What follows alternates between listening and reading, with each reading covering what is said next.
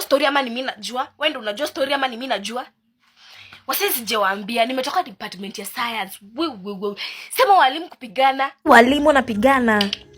Story ni yangu ni yako. Sawa basi siongee. Nakwambia Madam Kevenja amepush your desk ya Madam Karo huko. Akina kuambia akamwambia you won't come to place your things here. We Madam Karo na yako like hautanibishana, amechukua pepa zetu na kuambia wasi akamgonga nazo. Maana nasikia makelele huko juu. Si ndio? Si hata umesikia makelele huko juu. Si ndio? Nakwambia na mimi wameniona mbio yenye umenitoa. Young girl, what are you doing here? Go back to your class. We mimi nimeacha kwa Madam Miss Mumanya kiwaambia I will call the principal. We won't be coming to hug you in the department. Are you young girls and boys that will be arguing here?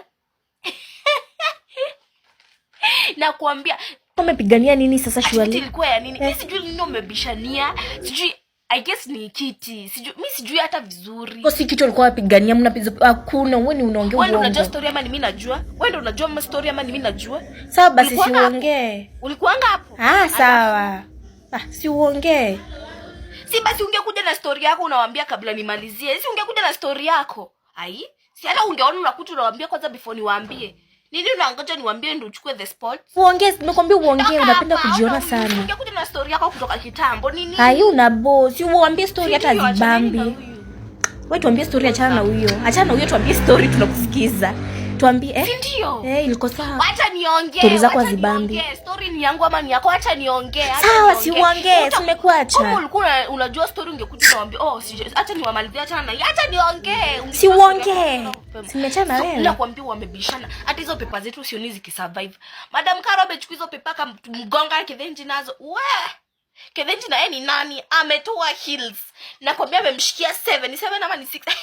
Ile vitiko. Wanafunzi hawakuanga hapo. Wanafunzi walikuwa hapo, nakwambia wamepelekwa mbio. Madam Karo nani? Madam Mumanya amemwambia, "What the heck are you doing here? You should be in your class studying. You won't be peeping at everybody's business."